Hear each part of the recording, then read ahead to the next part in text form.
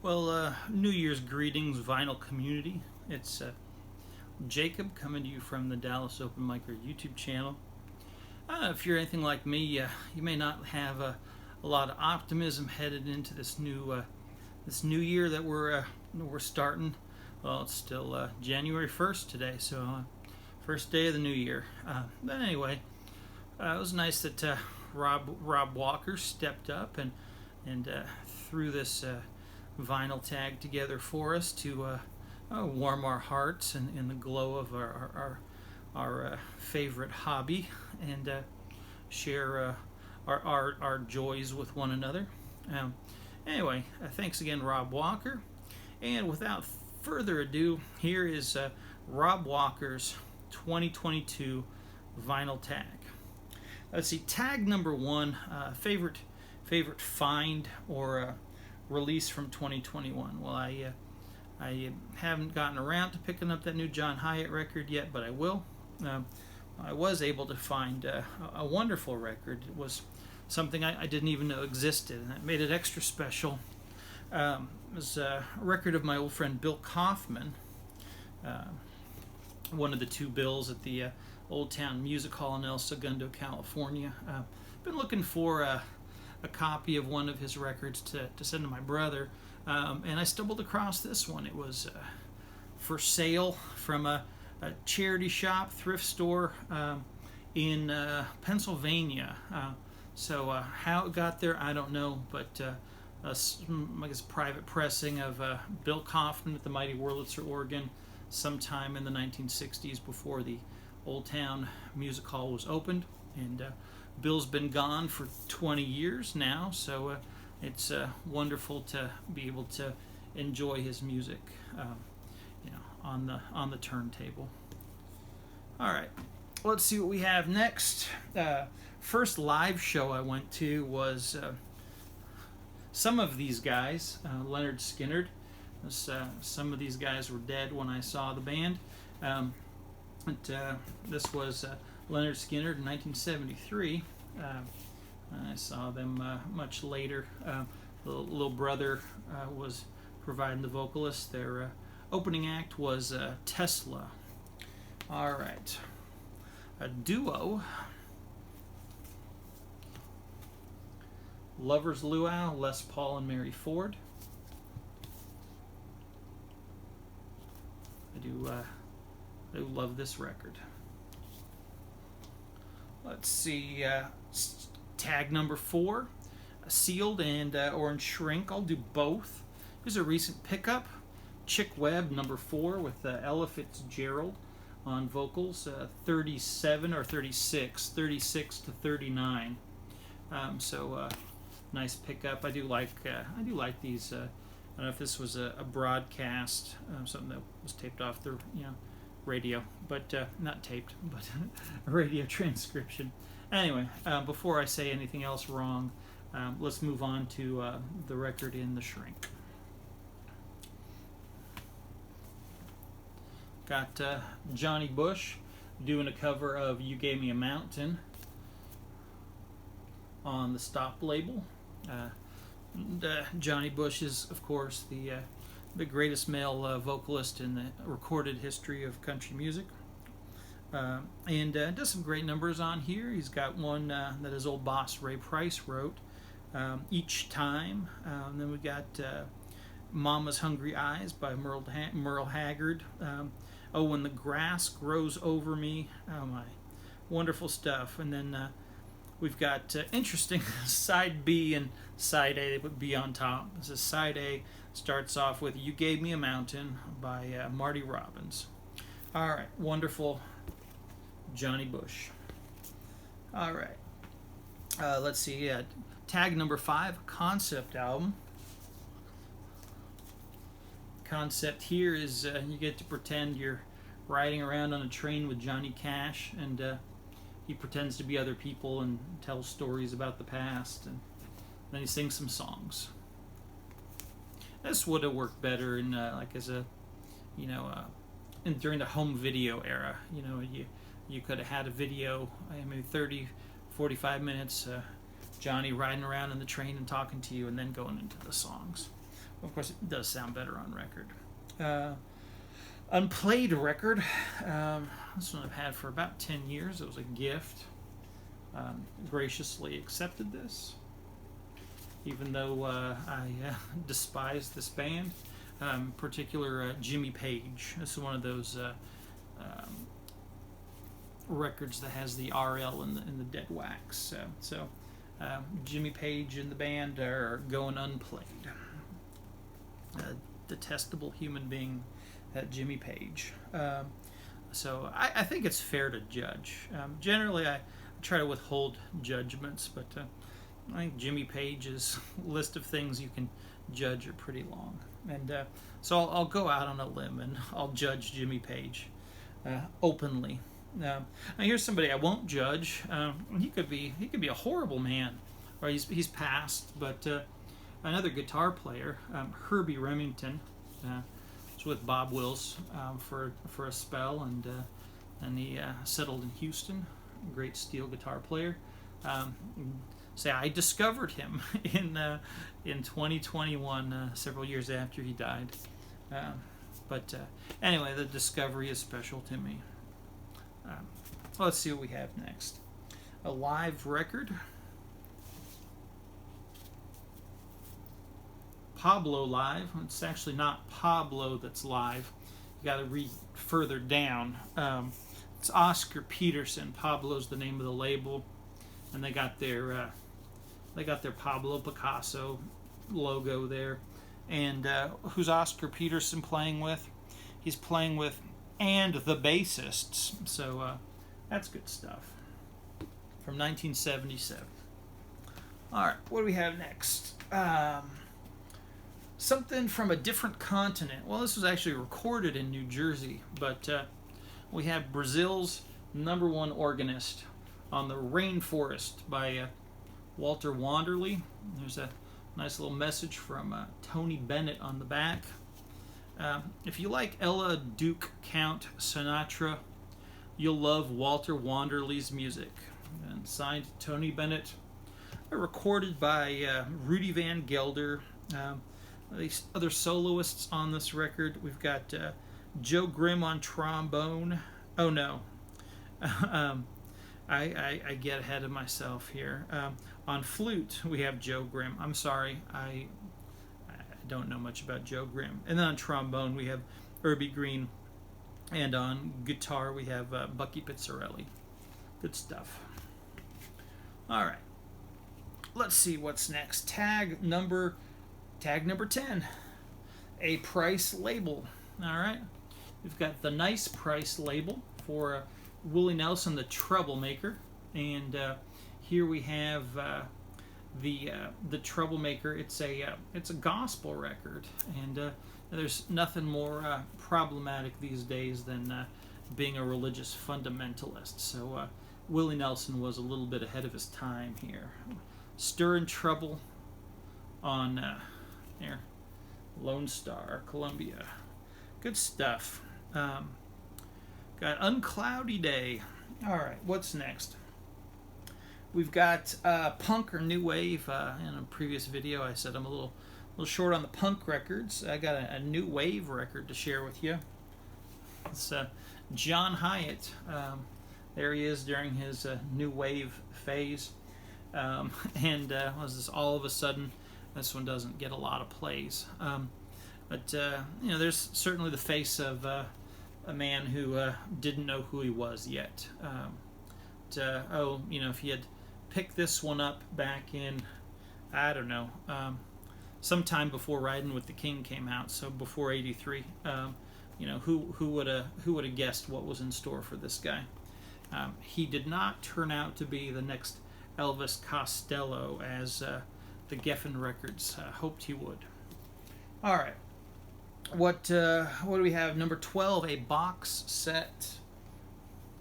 Got Gustav Leonard playing some harpsichord music from Bach. Look at that. They squeezed 5 records into that. Beautiful. 5 records. Well done. That's what they call progress. All right. time for me to flip my my card over. 13, something with a sporting theme. All right, well, let's see what we got here. Oh, we got another shrink wrap, another price tag, another duo. We got the Proclaimers here, and this Sunshine on Leith number that they recorded. It's also the name of the album. I saw on YouTube they play this at the local soccer club there that the Proclaimers frequent, and you know, I'm not a fan of the soccer. I did enjoy kicking the ball around a little bit as a child, but you know, I certainly wouldn't feel like I had my guts ripped out if a team of mine lost. But anyway, the fans in the stadium, they sing this song, and it was a stirring moment. Almost makes up for having to watch the soccer match. All right, what do we have next? Rob Walker's a soccer fan, isn't he? Sorry, Rob. Anyway, moving on to tag 14, the Jazz. Gosh, got a good one going back to 1934, 1935. Fats Waller. That gatefold with all that small text you could read. Of course, this was before Wikipedia, so if you wanted to learn about Fats Waller, you couldn't just look him up on Wikipedia. You'd have to get a book or something like this and read up on him. This is beautifully reproduced in mono. None of that reprocessed stereo garbage here. Good stuff.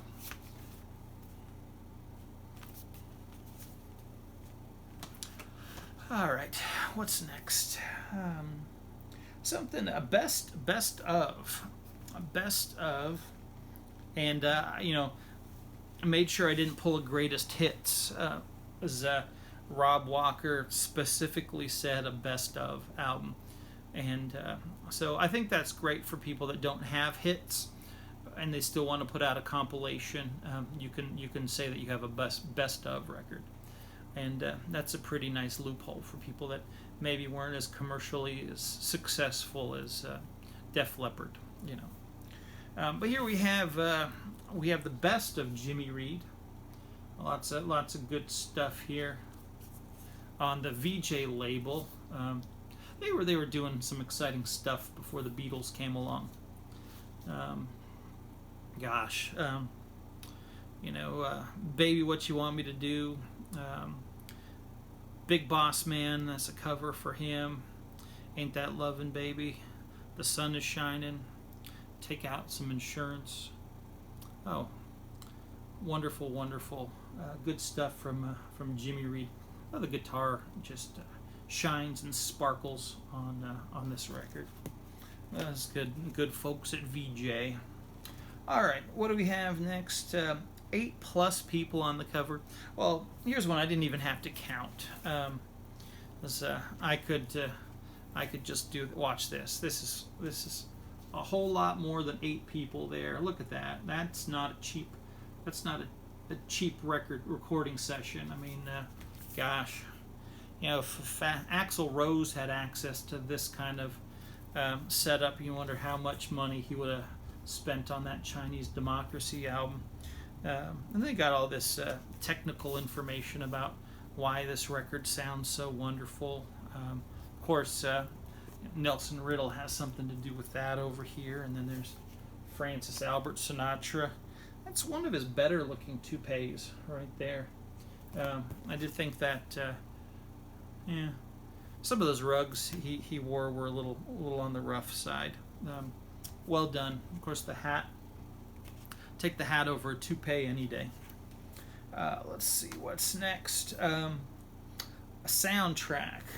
Oh, look, we got another shrink wrap and another price tag. This price tag's from 1983. Let's see. May of 1983. Whatever record shop was selling the Local Hero soundtrack, they wanted $6.99. Here got there's Peter Capaldi sitting on some rocks from the movie. Mark Knopfler on guitar. charming little film. Predictable, a little bit anti-capitalist. The plot. There was the greedy oil company from Texas was going to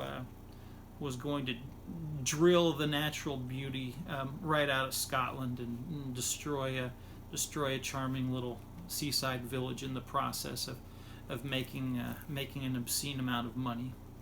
And of course we our heartstrings are manipulated and played to root for the colorful villagers. So if you want to find out if the delightful, colorful villagers were able to save their village from Burt Lancaster and his Texas oil men, you'll have to check out Local Hero if you haven't already seen it. It's a charming movie. All right, what's next? Tag number 18. VCLT, the Vinyl Community Love Train. Haven't received any packages in the mail, but I did. Just yesterday I saw a warm, loving message from the vinyl scavenger Martin, and he gave me a good channel shout out and lumped me in there with his UK vinyl community pals, which was nice. As that certainly meant more to me than that perverted Jimmy Page record that has a lot of monetary value and is highly sought after by other members of the VC. I gotta say the UK vinyl community, I find it to be superior in many ways to the vinyl community in America. And I'm a very patriotic American, and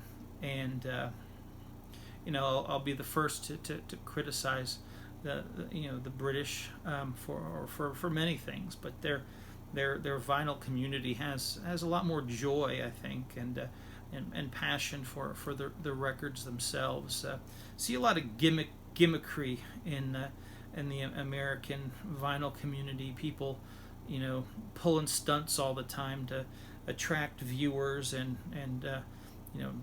jockey for attention and jockey one another for attention and just a lot of tiresome, shameful stunts people do to try to get their little slice of the limelight. I don't know, maybe it's as we got more of an obsession with celebrity here over in this country.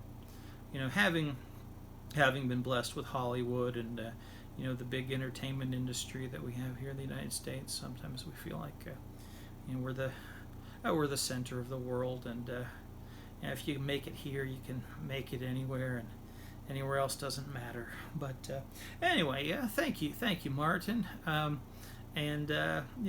appreciate your humor and your lack of groveling for attention. I respect you immensely, and look forward to seeing more of your videos in 2022. All right, so something without writing on the cover. Here's one. You got Marlene Dietrich, and the little guest appearance by Noel Coward, and so anyway, that's quite a captivating cover there. She sings all of her hits, but in English, so that we can understand them. All right, tag number 20. We're getting near the end here. A 7-inch single. Here we got Brian Wilson, Love and Mercy, 1988. This is the record that he did that one really good album with the executive producer Eugene Landy, and that was a humdinger. And I'd say the best thing Brian had put out since Pet Sounds. But yeah, I guess Eugene Landy just proved to be a one-hit wonder in the producer's chair. But this Love and Mercy song, it's one that Brian sings at the end of his shows. That's quite a touching, sad, and moving number about the fragility and delicate nature of our souls in this hard world where we use a little warmth and love. Love and Mercy tonight. There we have it.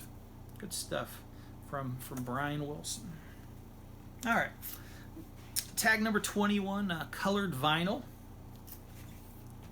Got James Galway and the Chieftains in Ireland. I wonder if they actually recorded this in Ireland.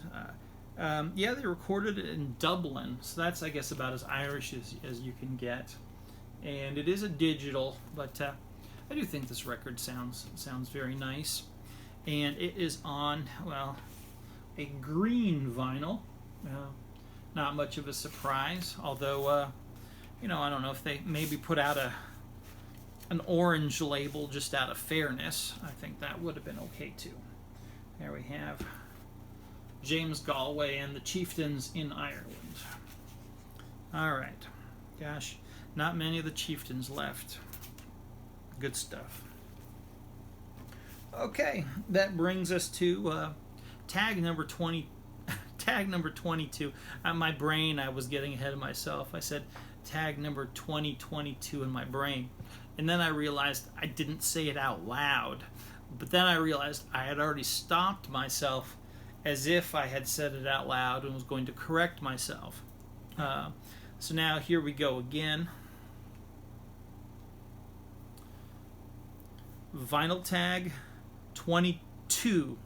See, I'm still stumbling over the house.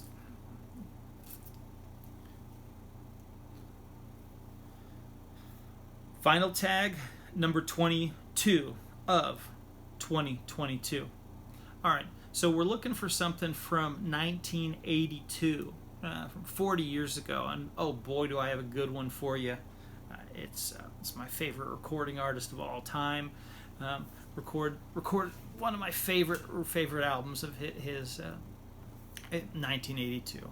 His second release on Columbia. The first two of the three were my favorite. Although of the Columbia records, the third one had the best cover, but it's still pretty neat. Got Billy Joe Shaver, 1982. Oh, there's a little burp came up. Wonderful stuff. I gotta say that this album doesn't start off as strong as the Old Chunk of Coal album that came out before it. This M-Track and Ain't Coming Back song, it just smelled like they were trying to get a little hit. Sounded a little forced, but then they settle into some good Shaver classics. Then we're back in Billy Joe's wheelhouse with Bottom Dollar. Oh, I could just go track by track on this. Then we got Old Five and Dimers Like Me, How Many Hearts Must You Break, and side one closes out with Oklahoma Wind. Do have a little bit of hokey sound effects going on in there, but not quite a strong song. And I do appreciate these songs, knowing that they are, autobiographical. So the story he's telling in the song, it's not something he made up to sound like he's had a rich, colorful life. These are, true accounts. So he played that gig in Tulsa at Kane's Ballroom that night. He did, and then he went to go watch somebody die, and this Native American gentleman was dying in the woman's wing of the hospital. And then whereas Billy Joe Shaver writes the song about that. What we got on side number 2? I get sides and tracks. Basically, flip-flopped in my brain here. What we got here? Ride Me Down Easy, Tell Me Virginia, Low Down Freedom, One Moving Part, and then he closes out with I've Been to Georgia on a Fast Train. And what a great way to close out this video with a mention of Georgia on a fast train. I've been to Georgia on a fast train. I haven't. Last time I went to Georgia was in a 1997 Ford Crown Victoria. So quite a different experience, but still Georgia nonetheless. So anyway, hope you all are having a good 2022. Hope this video and Rob Walker's vinyl tag will bring you some joy and warmth on a cold winter's night. And if you made it to the end here, I might be able to recommend some more of my content for you. Might watch this. Might try one of these. I'm pointing with 2 fingers, so I think I might put a video link up here or here, or I don't know. Maybe I'm not in the usual spot where I am because I've put the camera in a different place. But hey, how about this? Wherever these links are, you can click on one of them and get some more joyful content from me. I wish you all the best.